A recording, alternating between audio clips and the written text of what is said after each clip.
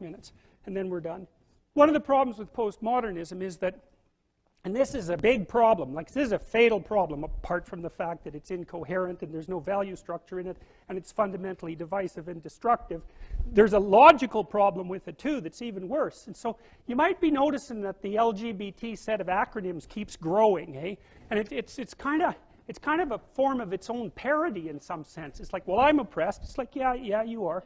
And, well, I'm oppressed too. Yeah, you're also oppressed. And maybe I'm even oppressing you, being part of this other marginalized group, but at least we share our oppression. Well, I'm also oppressed. Well, so am I. I'm oppressed too. It's like, okay, so here's a problem. There's a big problem here. The problem is, it's true. You're oppressed, you're oppressed, you're oppressed, you're oppressed. God only knows why. Maybe you're too short, or you're not as beautiful as you could be, or you know, your grandparent was a serf, likely, because almost everybody's great-grandparent was. It's like, you know, and you're not as smart as you could be, and you have a sick relative, and you have your own physical problems, and it's like, frankly, you're a mess.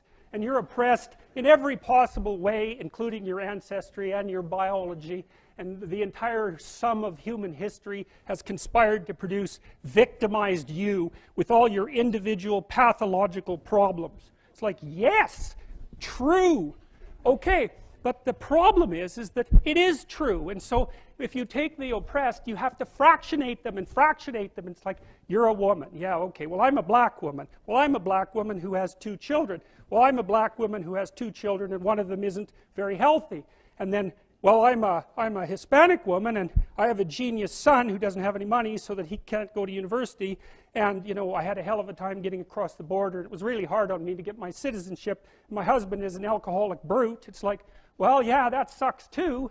And so, well, so let's fix all your oppression.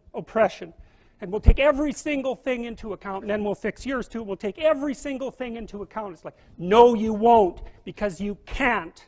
You can't. It is technically impossible. First of all, you can't even list all the ways that you're oppressed. Second, how are you going to weight them? Third, who's going to decide? And that's the bloody thing. Who's going to decide? That's the thing. Well, what's the answer in the West? It's like, in free markets, oh yeah, Christ, we'll never be able to solve this problem. No one can solve it. What are we going to do about that? We're going to outsource it to the marketplace. You're going to take your sorry, pathetic being, and you're going to try to offer me something that maybe I want.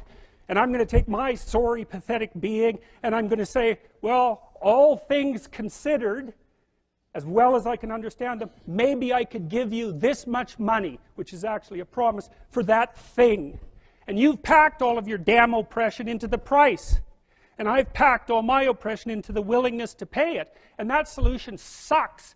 It's a bad solution. But compared to every other solution, man, it's why 10% of us have freedom.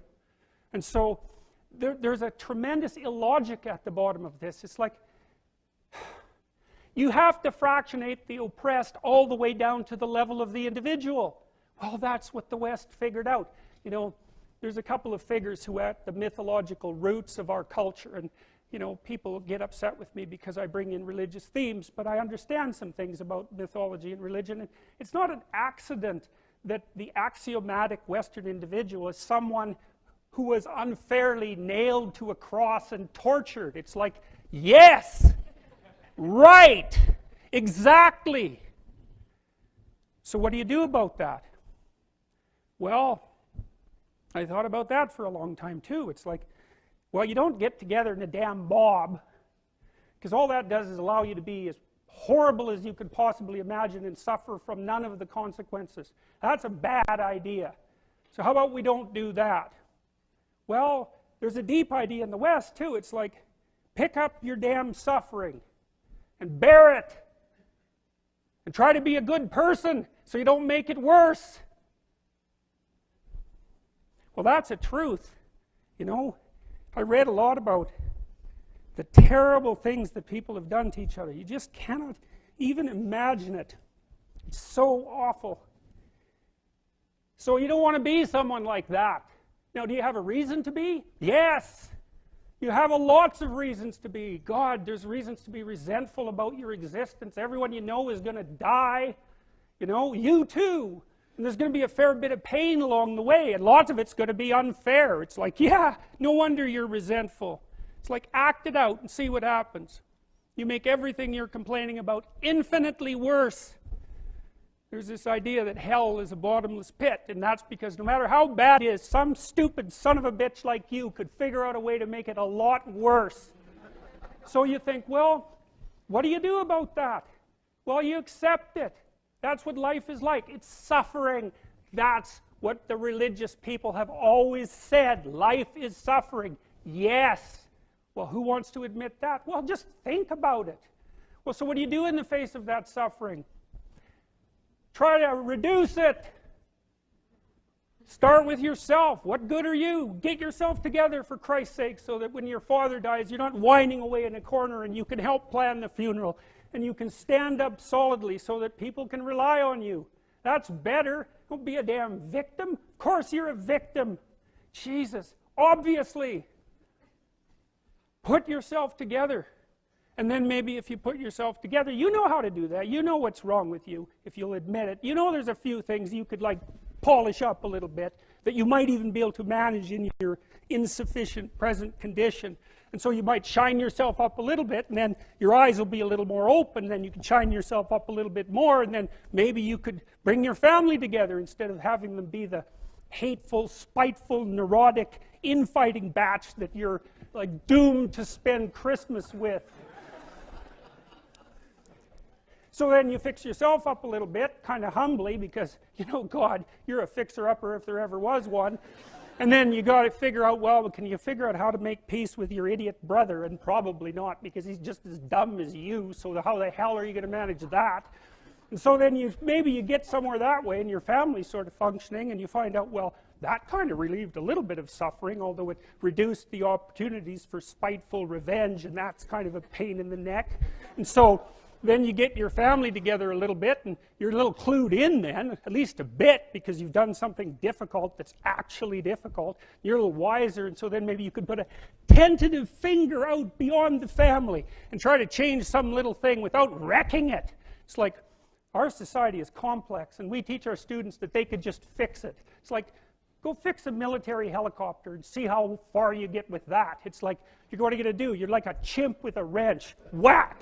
Oh, look, it's better. It's like, no, it's not better. Things are complicated, and to fix things is really hard. And you have to be like a golden tool to fix things, and you're not. So, and that's the other message of the West. It's like, how do you overcome the suffering of life? And I'm not saying it's only the message of the West. How do you overcome the suffering of life? Is be a better person. That's how you do it. Well, that's hard. It takes responsibility. And I think, you know, if you said to someone, you want to have a meaningful life? Everything you do matters. That's the definition of a meaningful life. But everything you do matters. So you're going to have to carry that with you. Or do you want to just forget about the whole meaning thing, and then you don't have any responsibility, because who the hell cares? And you can wander through life doing whatever you want, gratifying impulsive desires for how useful that's going to be. And you're stuck in meaninglessness, but you don't have any responsibility. Which one do you want? Well, ask yourself, which one are you pursuing? And you'll find very rapidly that it isn't the majority of your soul that's pursuing the whole meaning thing, because, well, look what you have to do that. You have to take on the fact that life is suffering. You have to put yourself together in the face of that. Well, that's hard. Christ, it's amazing people can even do it. I'm stunned every day when I go outside, and it isn't a riot with everything burning. Because really, God, you talk to people, it's like, I knew this guy, he'd been in a motorcycle accident, and it really ruined him, and he was like a linesman, you know, working on the power, and he was working with someone who had Parkinson's disease, and they had complementary inadequacies, and so two of them could do the job of one person, and so they're out there fixing power lines in the freezing cold, despite the fact that one was 3/4 wrecked with a motorcycle accident and the other one had Parkinson's. It's like, that's how our civilization works. It's like, there's all these ruined people out there, they've got problems like you can't believe. Off they go to work and do things they don't even like, and look, the lights are on. My God, it's unbelievable. It's a miracle. It's a miracle. And we're so ungrateful. College students, the postmodern types, they're so ungrateful.